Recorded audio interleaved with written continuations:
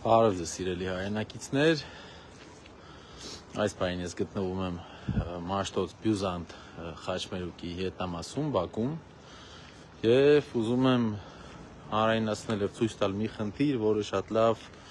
ցույց կտա մեր քաղաքային իշխանությունների դերը, կշիռը և քաղաքականության տեսակը և մեթոդը նման հարցերի շուրջ։ Ուրեմն խնդրեմ նայեք, սա մորակառույց շենք է, որում որ վստահ եմ քառակուսին առնվազն արժի մի 4-5 հազար դոլար, հենց պիկի ժամանակ վստահ եմ ավելի շատ։ Բյուզանդի հասցեն է դա։ Սա այս շենքի տարածքը այն ժամանակ այնտեղ կա պետական մանկապարտեզ։ Ես այս Բաքում եմ մեծացել, այլևս այստեղ չեմ ապրում, սակայն այստեղ եմ մեծացել և տեղեկություններին տիրապետում եմ, սա այն ժամանակ այս մանկապարտեզի հարակից այգի տարածքն էր։ Ամեն դեպքում սա արդեն շենք է և խնդիրը հիմա շենքի մասին չէ։ Խնդիրը նրա մասին է, որ մեր քաղաքային իշխանությունը որևէ կերպ չի կարող հասկանալ, որ ինքը այս քաղաքի պետական դեմքն է և պետք է պահանջատեր լինի և խնդրում եմ այս թանկ սիրուն շենքի տակ նայեք այս վիճակը, այս փնթի և անտեր վիճակը և այս հատվածը պատկանում է ինչ-որ անձի, ֆիզիկական անձի, որի հետ ես կապնվել էի, այս պատմությունը գնում է դեռ 6-7 ամիս հետ, երբ ես կապնվեցի այս տարածքի տիրոջ հետ, նրանք ինչ-որ բանակցությունների մեջ են եղել տվյալ շենքի հետ, չեն բարիշել երևի գինը ու այդպես էլ այս տարածքը մնացել է այդ ֆիզիկական անձի տիրույթում, շենքը մնացել է այնտեղ, շենքը կառուցվելուց հետո այս տարածքում որևէ մաքրություն չի արվել և սա արդեն Ամիո բանկն է, սա առաջի հարկը ժողովուրդ, սա Մաշտոցի 20-ն է։ Սա Ամիո բանկն է և 6 ամիս առաջ ես երևի նույնիսկ ավելի վաղուց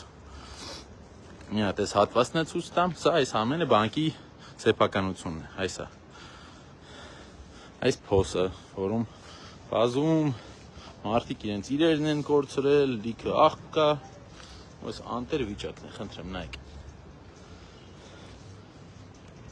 Հիմա ձեզ պատմեմ նախապատմությունը։ Սրանից մոտ 7-8 ամիս առաջ ես պարոն Պետրոս Պետոյանին և կենտրոնի թաղապետարանի այլ աշխատակիցների խնդրեցի, որպեսզի գան այստեղ փորձենք լուծում տալ այս խնդրին։ Ի պատիվ կենտրոնի թաղապետարանի աշխատակազմի մարդիկ եկան, նորմալ միասին քննարկեցինք, կանչեցինք համ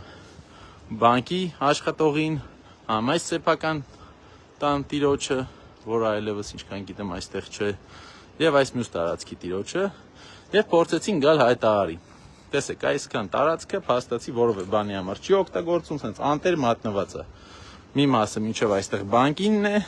ստեղից այն կողմ այս մարդունն է, որը որևէ բան ասեց ֆինանսապես ի վիճակի չի անել, հետո պայմանավորվեցինք, որ մենք մեր միջոցներով թաղապետարանը ևս կօգնի, որ բարեկարգենք, նորմալ վիճակի բերենք, այդպես էլ այդ մարդիկ որևէ համագործակցության չգնացին, բայց իմ համար այստեղ մեծագույն խնդիրը բանկն է, որտեղ գիտեք, ես որպեսզի չստացվի տպավորություն, որ ընդդիմադիրները ուզում են կլաուզիայով զբաղվեն եւ անընդհատ խոչընդոտեն ինչ-որ քաղաքային իշխանությունների աշխատանքին կամ այս մեծ կորպորացիաներին անուն դնեն, ասում եմ 8 ամսից ավելի ժամանակ է անցել։ Ստեղի աշխատողների հետ խոսեցի, ասի եղբայր, թե դուք ամեն դեպքում ստեղ որևէ բան չեք կարողանալու սարքել։ Ստեղ դարձել է աղբանոց։ Այս հատվածը փողոցային առևտրով զբաղվողների համար դարձել է զուգարան։ Այս շենքի բնակիչները, այս շենքի բնակիչները, այս շենքի նորակառույցի բոլորի բնակիչները իրենց պատուհանից տեսնում են, թե ոնց են տաքսու վարորդները, առևտրականները սա օգտագործում իբրև զուգարան։ Ավելի խորը չեմ ուզում գնամ, որպեսզի տգեղ բաներ չտեսնեք։ Բնականաբար աչանկյունն է ամենապոպուլյար զուգարանային հատվածը։ Եվ բանկի աշխատողը ասեց ինքը դրա հետ չի կարող որևէ լուծում տալ, քանի որ կորպորացիա է, կա բյուրոկրատիա, պետք է որ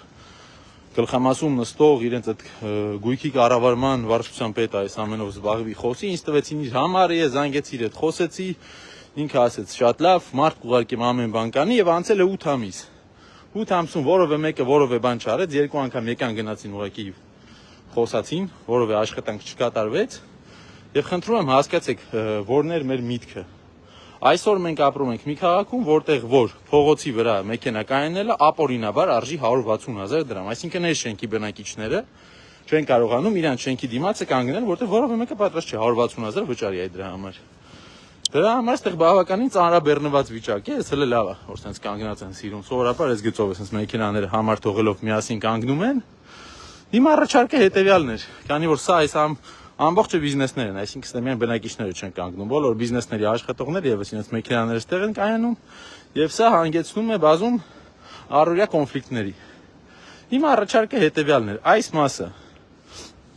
կահավորել, հարթեցնել, թոսա դառնալ պարկինգ, կամ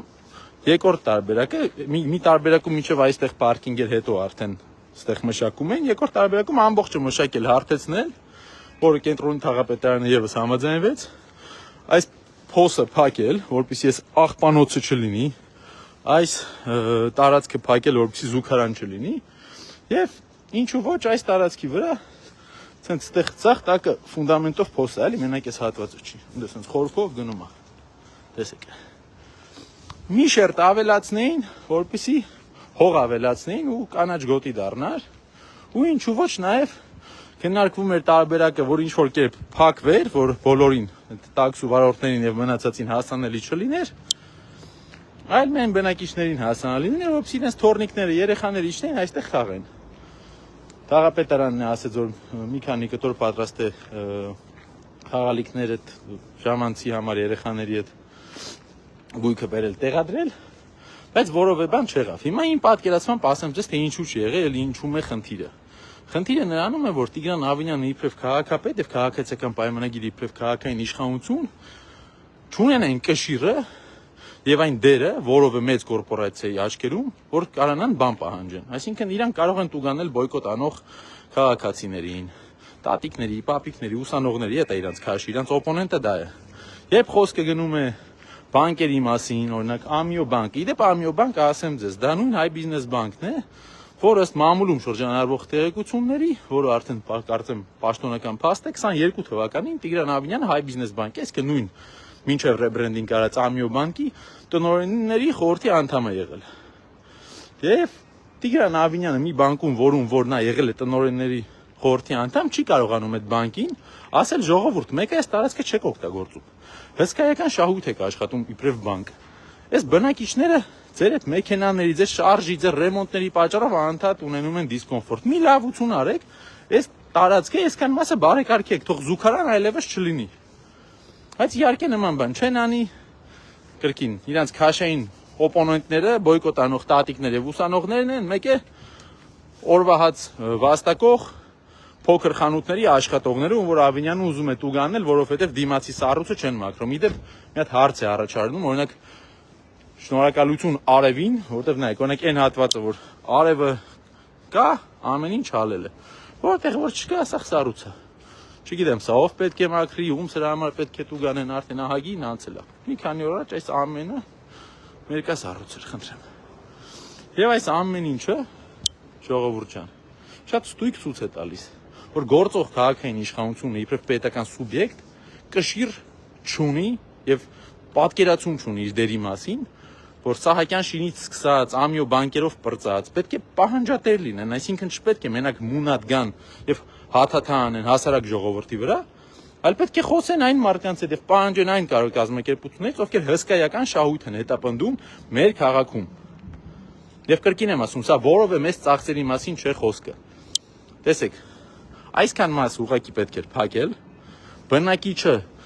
բավականին սկզբում պատրաստակամություն հայտնեց, որ այս երկաթներով կփակենք, որ այստեղ զուգարան չլինի, հետո կապի դուրս չեկավ, բայց իմ պատկերացումը հետեւյալն է, եթե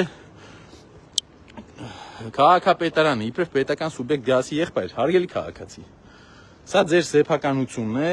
ցավում ենք, որ դուք ֆինանսապես վիճակի չեք նրա այդ որովե մի բան անել, նաև չի ստացվում վաճառել, բայց սակայն սա քաղաքի կենտրոնում գտնվող մի հատված է, որտեղ 1 քառակուսի մետրը 5, 6, 7000 դոլար արժի, խնդրում ենք ձեզ տեր լինել ձեր տարածքին, եթե տեր չեք, գոնե դիմեք մեզ, մենք իբրև թաղապետարան կամ քաղաքապետարան այդ հատվածը կփակենք, որ մեր հարգարժան բնակիչները, ովքեր այս շենքում, այն շենքում հազարավոր դոլարներ տվել են, որպեսզի կենտրոնում ապրեն, ամեն օր չտեսնեն ինչպես են փողոցային առևտրականները այստեղ հոգում իրենց բնական կարիքները։ Նույնը կարելի ասել Ամիո բանկին, ասեն Ամիո բանկ ջան, դու բանկ ես, աշխատում ես հսկայական գումարներ, երբ որ ռեմոնտ ես անում, այս քո տարածքում, որ ես վերջերս եղել, ամբողջ շենքի բնակչությանը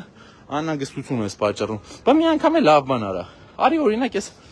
անցքը փագի, որը փաստացի վտանգ է, եթե երեխաները այստեղ վազվզեն, կարող են ընկնել։ Նաև բնականաբար կան ոչ բարեխիղճ քաղաքացիներ, որոնք սա օգտագործում են իբրև աղբաման։ Ասացիս միտքը պարզ է, չէ՞ ժողովուրդ։ Քաղաքի պետական տերը քաղաքապետարանն է։ Քաղաքի գլխավոր պատասխանատուն քաղաքի իշխանությունն է։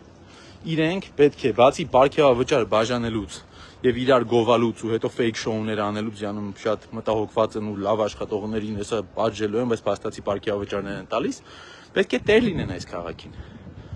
Լինի դա բանկ, թե ուղղակի մի սեփականություն, որ հսկայական գումարներ արժի, բայց տերը ուղղակի հետաքրքրված չի կամ ֆինանսապես չգիտեմ կամ ինչ որ այլ անձնական խնդիրներ ունի, պետք է գան առաջարկներ անեն։ Եվ այստեղ մենք ակնհայտ տեսնում ենք, որ Ամիո բանկը առ է համարել թաղապետարանին, ավականու անդամին եւ բնակիչների հանրային շահը։ Որտեղ ես գալիս եմ մի եզրակացության, որ կամ պարզապես չեն վախենում քաղաքապետարանից իբրև պետական սուբյեկտիվ տեղը չեն բերում այդ սուբյեկտին, որովհետեւ կարծում եմ, որ տեսել են, որ օրինակ նույն Սահակյան շինի օրինակով տեսել են, որ մարդ եթե կարա մայթը քանդի ու տարիներ շարունակ չսարքի ու ասի սա շենքը սարքեմ, բրծնեմ, նոր մայթը կսարքեմ, այսինքն մի հոգի շահում է, օրական հազարավոր մարդիկ թուժում են, դրա համար է Ամիո բանկը ասում է, ինչ ասում է, եթե Սահակյան շինին է կարելի, մեզ առավել եւս կարելի է, պարոն քաղաքապետը մեր մինչ ռեբրենդինգ եղած բանկի տնօրենների խորհրդի անդամ է եղել։ Մեզ ինչ պետք է ասեն, որ սա է վիճակը, ժողովուրդ ջան։ Սենց որ այսենց որ ցույց տայի։ Ում մտքով կանցներ, որ այնտեղ Ամիրյան փողոցն է, այստեղ Մաշտոցն է, այնտեղ է Բյուզանդն էլ, այսպես նայեք։ Այս անտերանոց։ Զիբիլանոց, այնտեղ Զիբիլանոց է, այստեղ Զիբիլանոց է եւ զուգարան է, այնտեղ զուգարան է։ Երևանի սիրտ, Երևանի կենտրոն։ Որ նիստերի վերջում Երևանի երգի տակ սենց կանգնում են, սենց խորաթափանց հայացքներով լսում են այդ երգ ու սենց լուրջ դեմքեր են ընդունում, էս է այս մարդկանց վերաբերմունքը մեր քաղաքին, ժողովուրդ ջան։ Էսա, ուրիշ ոչ մի բան չկա։ Այդ հսկայական 635 միլիոն դոլարը, որ դրամը որ տվել են պարգևավճար 13-րդ ամիս աշխատավարձ, քանի միլիոն դրամ է պետք, որպեսզի գան այսքանը այդ նորմալացնեն, կանաչ գոտի միած ստանան, բնակիչներն իրանցից գոհ մնան։ Կամ նույնիսկ պարտադիր չի գումար ծախսել, ուղղակի պետք է գալ բանկին ու իբրև քաղաքապետարան պահանջել, ասել, եղբայրը մի հատ կարգի իրավիճ քո այս անպատասխանատու վիճակը։ Մարդկանց հետ բան էս պայմանավորվում, ավականու անդամ, վարչական շրջանի ղեկավար, աշխատողներ գալիս են, խոսում եք, հետո տենց անցավ գնաց, հա։ Քաղաքապետարանը գուցե թույլ է տալիս իր ղեկավարով հանդերձ նման վերաբերմունք, մայր ասնախմբակցության ավականները նման վերաբերմունքի ոչ արժանացել են, ոչ արժանանալու են։ Ամեն նման պահվածք եւ մոտեցում հանրայնացվելու է եւ դուք ամբողջ հանրությունը իմանա ձեր վերաբերմունքը այն բակի հանդեպ, որտեղ դուք տարիներ շարունակ ունեք ձեր բիզնեսը։ Սա է վիճակը, ժողովուրդ ջան։ Հիմա հույս ունենանք, որ ինչպես միշտ դոնը հանրայնացումից հետո կրկին եմ ասում, ամիսներ շարունակ ես համբերատար լռել եմ, սպասել եմ, որ այս մարդիկ մի բան կանեն։ Վստահ եմ արդեն, որ չեմ անելու, դրա համար հանրայնացվում է այս հարցը, տեսնենք քանի օրում իրենք վերջապես բարեխիղճ կգտնվեն։ Այս կառուցապատողներին կասեն, միա ձեր արած աշխատանքից հետո եկեք ստե մաքրեք։ Բանկերին կգան կասեն, մի հատ եկեք ստեղ կարգավորեք, մի բան սարքեք, դուք եկեք փոսերը փորը սենց անտեր թողե։ Ֆիզանձին ով սրա սեփականատերն կգան կասեն, եղբայր, հսկայական 100,000-ավոր դոլարների գույք ունես քաղաքի սրտում, բարի եղիր, տեր եղիր, հարգիր քաղաքը, իսկ եթե չես կարողանում, արի պետականացյաններին դիմի, մենք քեզ արդեն առաջարկել ենք լուծում։ Մի բան անենք։ Այդքան բան։ Լավ եղեք սիրելի հայրենակիցներ, կհանդիպենք Երևանի փողոցներում եւ միշտ հիշեք, միակ փրկությունը թե քաղաքի, թե պետության քաղաքական փոփոխությունն է։ Այս անպատասխանատու սեփական դերը եւ դիրքը չհասկացող թե քաղաքային, թե համապետական իշխանության վիճակը որով է լավ բանի մեր պետությունը չի բերելու եւ միակ լուծումը իրենցից ազատվելն է։ Տեսություն։